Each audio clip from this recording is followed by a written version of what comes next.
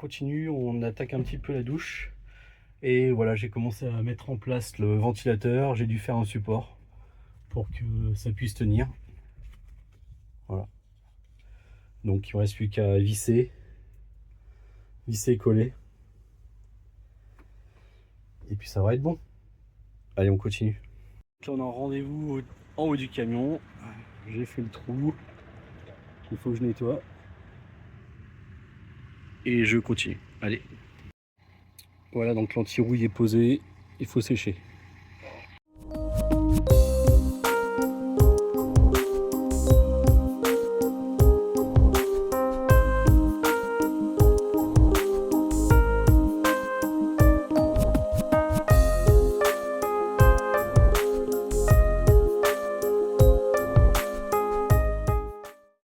Bon, ça y est, c'est posé, c'est fixé.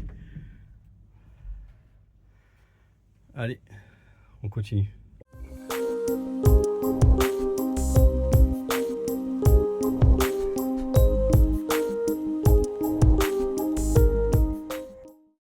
Donc là, j'ai continué à avancer sur la partie douche. Donc j'ai mis en place la paroi. Elle est découpée, il reste encore à l'ajuster. Voilà, je vous montre ça.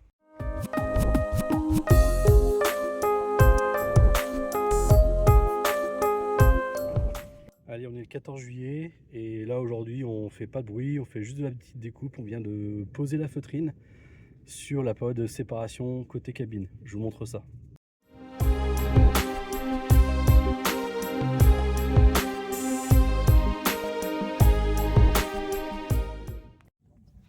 Donc en ce qui concerne les fenêtres, pour l'instant je ne fais aucune découpe parce qu'il fait un peu trop chaud, même si là ça commence un peu à baisser au niveau des températures.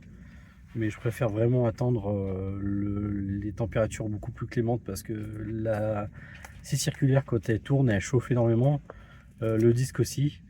Donc ça veut dire qu'il faut que je m'arrête de temps en temps quand même. Donc ça veut dire que ça prend du temps. Donc plus il fera frais, mieux c'est. Donc pour l'instant je ne touche pas encore aux fenêtres. Même les renforts, j'ai pas encore tout coupé. Je ferai ça beaucoup plus tard quand il sera un peu mieux au niveau des températures.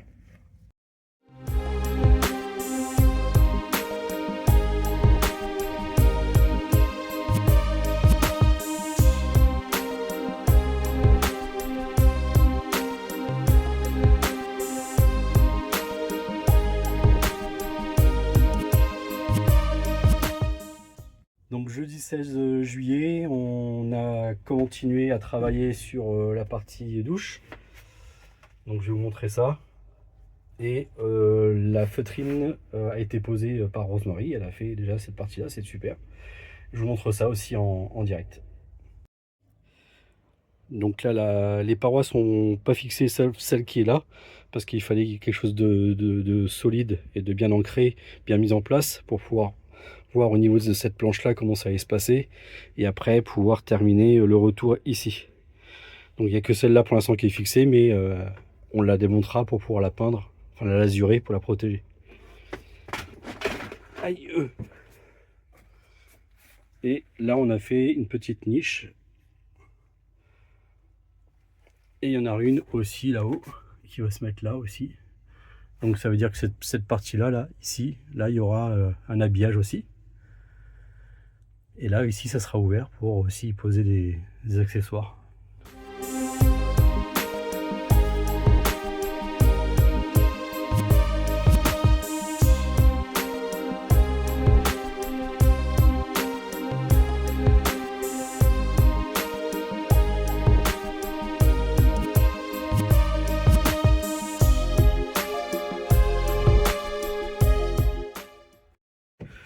Donc là, ben, on a bien avancé.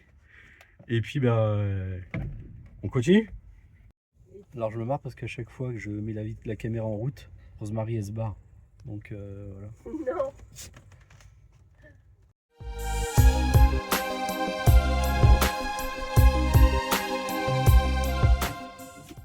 Donc, voilà comment les choses évoluent.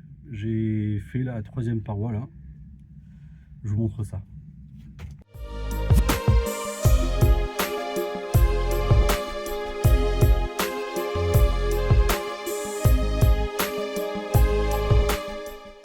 Donc là derrière moi, Rosemary finit de poser la feutrine sur la paroi de séparation.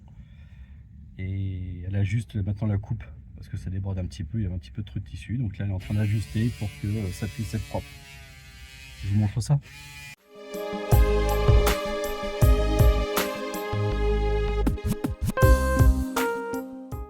Donc là au niveau de la louche, ce qui me reste à faire c'est l'encadrement de porte et puis la porte forcément.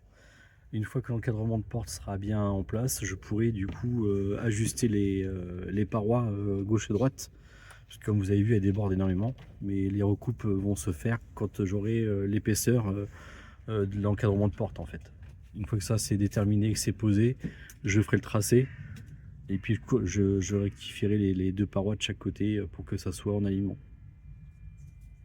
Là, ce que je vais vous faire voir, c'est le ciseau électrique que utilise le Rosemary pour couper la feutrine. C'est Atelier Van Wood qui nous a fait voir ça, enfin qui nous a dans ses vidéos, comment dire, ils utilisent ce type de ciseaux et on a trouvé ça très pratique. Donc du coup, on l'a acheté sur Amazon, bien sûr. Et franchement, c'est très efficace. On vous fait une démonstration.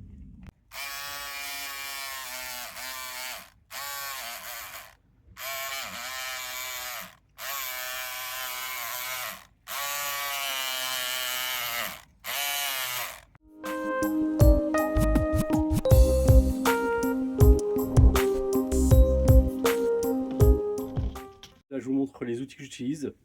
Et dernièrement, on a acheté une scie sauteuse. Allez, je vous montre ça. Donc là, la petite scie circulaire. Et puis le 3 en 1 de chez Black & Decker qui fonctionne assez bien. Alors forcément, la scie sauteuse qui est là pour couper la tôle, c'est pas le meilleur quoi, parce que la course c'est pas si importante que ça. Donc forcément, je peine un peu plus. Et voilà ce qu'on a acheté dernièrement. Donc là, on est sur un produit, forcément c'est une scie sauteuse, donc elle fera bien son rôle, bien mieux que la scie sauteuse de Black & Decker. Donc la scie sauteuse de Black & Decker, elle faisait son taf quand même, mais c'était les petites coupes, le bois, les cornières pour la ferraille. Et il est vrai que quand je m'attaquais à la paroi, au bout d'un moment, ça finit par peiner un petit peu, parce que là, je pense que la puissance n'est pas assez importante. La course aussi l'oscillation de la lame n'est pas une grande oscillation non plus. Donc forcément, tout ça, ça limite un peu l'utilisation. Mais jusque là, j'utilisais très bien, et essentiellement sur du bois. Donc là maintenant, j'ai des ouvertures à faire au niveau des parois, donc les 3 fenêtres à poser.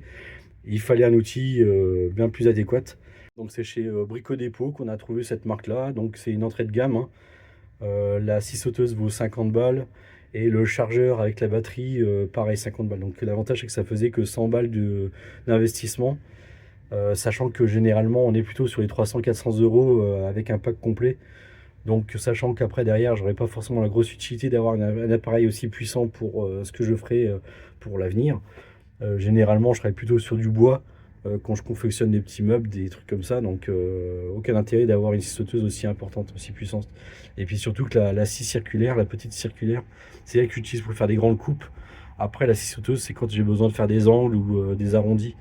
Voilà, donc la Black & Decker suffisait largement. Donc là cette fois-ci, il faut l'investir, c'est fait. Et on verra à l'avenir ce que ça va donner, parce que j'ai aucune idée de ce que ça peut donner, mais je pense que ça va le faire quoi. On verra ça.